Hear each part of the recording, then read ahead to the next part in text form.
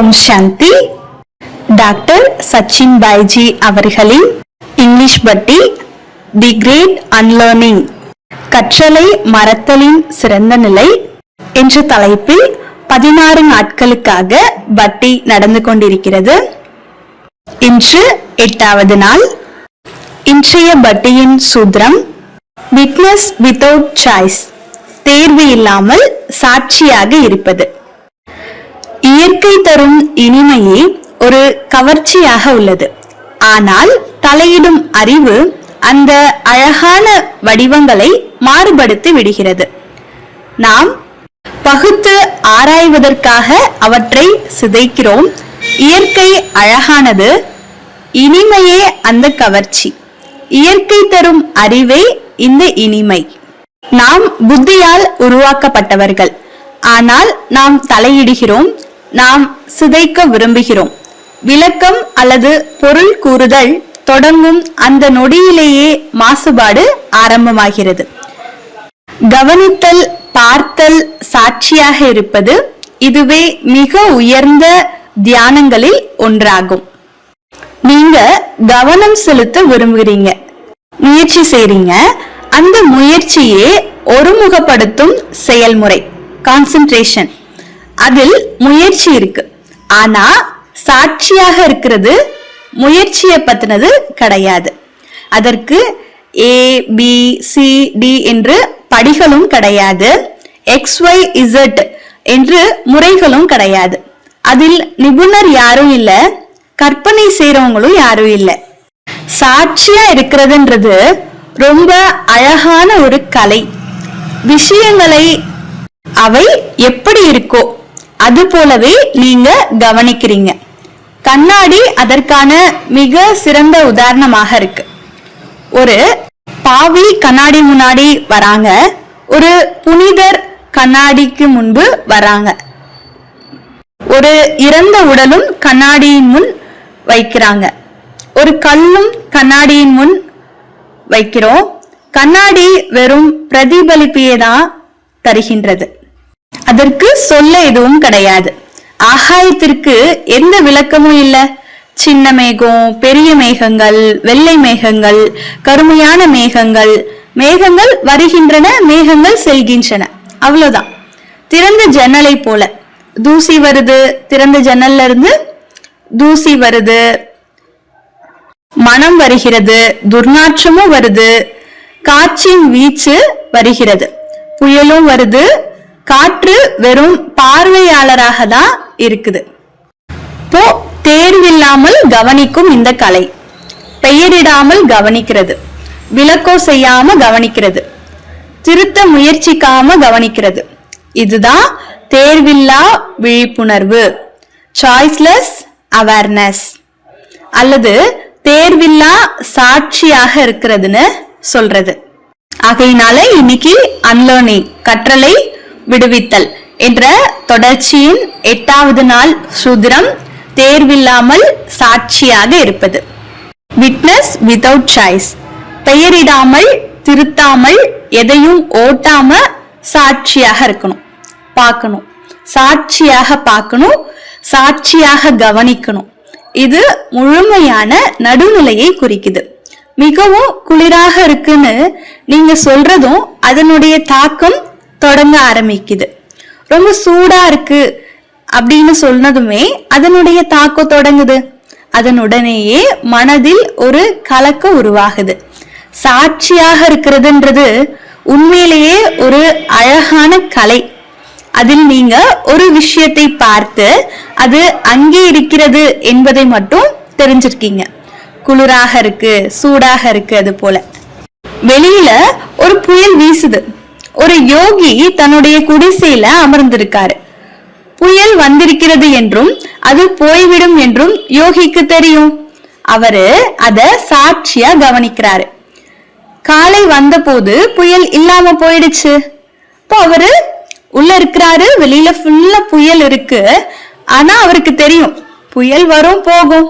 அத அந்த சாட்சி நிலை, ஆடாத அசையாத நிலையிலிருந்து அவரு அத பாக்குறாரு. ஆகையினால இந்த அன்லேர்னிங், கற்றலை விடுவித்தல் என்ற கலையில் இன்றைய மைய கருத்து சாட்சியாக இருக்கிறது.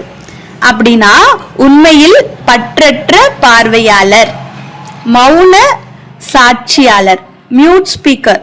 நாம சைலண்ட் ஆடியன்ஸாக ஆகணும், அதாவது மௌனமான பார்வையாளராக ஆகணும்.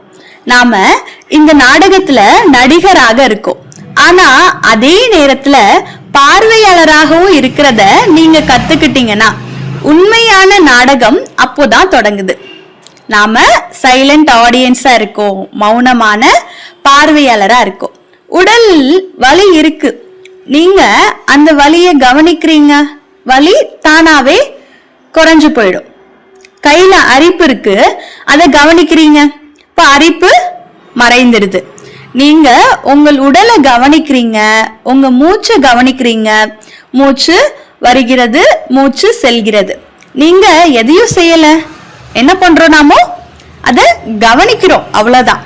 இப்போ இன்றைக்கான சூத்திரத்தினுடைய மைய கருத்து, இதயத்தில் சாட்சியாக இருப்பதில் 4 விஷயங்கள் அடங்கியுள்ளது. அதுல ஃபர்ஸ்ட் தலையிடாமை. நீங்க எதுலயும் தலையிடக்கூடாது. கோபம் வந்ததுன்னா அந்த கோபத்தை அடக்க முயற்சிக்கல, கோபத்துடன் போராடவும் கூடாது. ஆசை உங்களை பிடித்தால் அந்த ஆசையிலிருந்து விடுபட முயற்சிக்க வேண்டாம். நீங்க ஆசைய வெறுமனே கவனியுங்க. அதாவது எப்படி அரிப்பு இருந்தது அப்படின்னா அதை நம்ம திருப்பி ஏதாவது பண்ணிட்டே இருந்தோம்னா இன்னும் அதிகமா தான் ஆகும். அதை பார்த்துட்டு கவனிச்சுட்டு விட்டுடணும். அதே மாதிரி கவனிங்க, ஆனா என்ன செய்யக்கூடாது, அதுல மூழ்கிடக்கூடாது. இப்போ நீங்க ஆசைய வெறுமனே கவனிங்க, உங்க கவனத்தை அதற்கு உணவா கொடுக்காதீங்க. சுற்றுப்புறத்துல ஒரு காசிப் எப்படி வலிமை பெறுது, அதாவது வதந்திகள் எப்படி வலிமை பெறுகிறது பாருங்க. காசிப் உணவு உங்களுடைய கவனம் தான். இப்போ காசிப்பினுடைய உணவு விவாதம் பண்றதுனால, இப்போ அந்த வதந்தி உணவு நீங்க தலையிட்டதுனால அது கிடைக்குது. இப்போ கவனம் இல்லாம வதந்திகளும் தானாகவே சிதைந்து போகுது. கவனம் இல்லாம வதந்திகளும் தானாகவே சிதைந்து போகுது. இப்போ நாம என்ன செய்யணும், கவனிக்கணும், ஆனா தலையிடக்கூடாது. யாராவது உங்களை கஷ்டப்படுத்தினாங்கன்னா அந்த நபர் சக்தி வாய்ந்தவங்க அப்படின்னு கிடையாது. உங்க கவனம் அவருக்கு சக்தி கொடுத்ததாலதான் அவங்க உங்களை கலங்கடிக்கிறாங்க. இப்போ யாரோ ஒருத்தவங்க உங்களை கஷ்டப்படுத்திட்டாங்கன்றது கிடையாது, யாராவது உங்களை காயப்படுத்தினாங்கன்னு கிடையாது, நீங்க அதுல தலையிட்டீங்க, அதனாலதான் உங்களுக்கு காயம் ஏற்பட்டது. இப்போ தலையிடாமையினுடைய முக்கியத்துவம் மிக மிக பெரிய விஷயமாக இருக்கு. இப்ப நாம என்ன செய்யணும், கவனிக்கணும், ஆனா அதுல தலையிடக்கூடாது. விஷயங்கள் வருது, விஷயங்கள் போகுது, இப்போது இருக்கிறவை அப்புறம் இருக்காது. மக்கள் வராங்க, மக்கள் போறாங்க, எல்லாமே நிலையற்றது.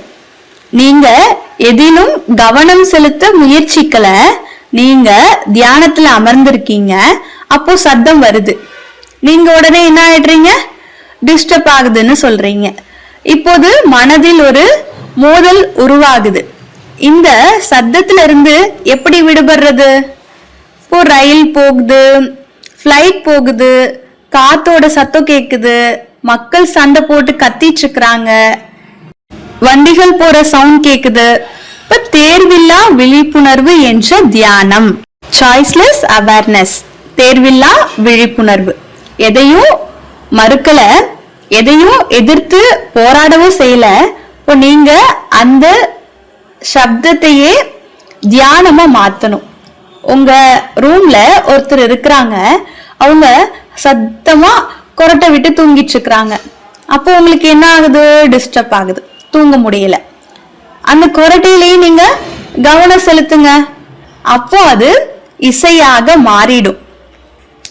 அந்த சவுண்டையும் நீங்க என்ன பண்ணணும், மாத்திடணும். இப்ப இது தலையிடாமல் இருப்பதே. இப்போ முதலாவது தலையிடாமல் இருக்கிறது, இரண்டாவது நடுநிலை. இந்த விஷயம் எனக்கு ரொம்ப பிடிக்கும் அப்படின்னு சொன்ன நொடியில அதனுடைய பந்தம் ஆரம்பமாயிடுது. இந்த உணவு எனக்கு பிடிக்கும், பந்தம் ஆரம்பமாயிடுச்சு. இது எனக்கு ரொம்ப பிடிச்சது, பந்தம் ஆரம்பமாகுது. எனக்கு இது பிடிக்கும், நான் இதை நேசிக்கிறேன். இப்போதே என்ன பண்றீங்க, கம்பாரிசன் தொடங்கிடுது. நடுநிலைனா விஷயங்கள் வரும், விஷயங்கள் போகும். இதனுடைய அர்த்தம் நீங்க கல் போல உணர்வில்லாத மனிதராக மாறணும் அப்படின்றது கிடையாது. ஆனா வாழ்க்கையில ஒரு எளிமை வருகிறது. நீங்க பிடிச்சுக்கிறீங்க, பின்னர் விட்டுடுறீங்க. ஃபர்ஸ்ட் என்ன பார்த்தோம், தலையிடாமை. ரெண்டாவது என்ன பார்த்தோம், நடுநிலை. இப்போ தேர்ட், மூன்றாவது நான் இல்லாமை, absence of I. இப்போ நான் இருக்கிறது இல்லாம இருக்கணும். நான் இந்த வார்த்தை இல்லாம பேசுங்க. நான் என்பதை விட்டுவிட்டு மனிதர்களை பாருங்க, உறவுகளை விட்டுவிட்டு மனிதர்களை பாருங்க. இது என்னோட பணம் அப்படின்னு சொல்றோம். நான் சொன்ன நொடியில பந்தம் உருவாகிடுது. கொஞ்ச நேரத்துக்கு முன்னாடி அந்த பணம் வேறொருத்தரோட கையில இருந்தது, அவருடைய பணமாக இருந்தது. அவர் அதை இழந்தால் எனக்கு எந்த வழியும் கிடையாது. ஆனா அதே பணம் என் கைக்கு வந்து என்னுடையதாக ஆனதுக்கு அப்புறம் நான் இழந்துட்டேன்னா என்ன ஆகுது, நமக்கு கஷ்டமாக இருக்கு, வலி வருது. அப்படின்னா வலியை கொடுக்கிறது பணம் கிடையாது, வலியை கொடுக்கிறது பணத்தை இழத்தல் கிடையாது, வலியை உருவாக்குறது நான் என்ற உணர்வே ஆகும். அதனால நான் என்பதை விட்டுவிட்டு விஷயத்தை பாருங்க. வீடு, குழந்தைகள், சொத்து, நிலம், பொருட்கள், விஷயங்கள், இது எல்லாத்தையும் நான் நான் என்றது இல்லாம பார்க்கணும். நான் இல்லாம பார்க்கிறதே தேர்வில்லா விழிப்புணர்வின் உலகத்துக்குள் நுழைவது. இப்போ கடைசியாக முழுமையான இருப்பு, டோட்டல் பிரசன்ஸ். முழுமையான இருப்புன்னா, நீங்கள் ஒரு ரயில்வே ஸ்டேஷனுக்கு போறீங்க. இப்போ ரயில்கள் வர்றதையும் போறதையும் பாக்குறீங்க. இது என்னோட ரயில், இது என்னுடைய ட்ரெயின் கிடையாது. அந்த மாதிரி நீங்க எந்த ட்ரெயினையும் உங்களுடைய சொந்தமாக ஆக்கிக்கல. ட்ரெயின்கள் வரும், ட்ரெயின் போகும். நீங்க ஸ்டேஷன்ல என்ன பண்றீங்க? ஓரமா நின்னுட்டு இருக்கீங்க. நீங்க வெறும் பார்வையாளராக தான் இருக்கிறீங்க.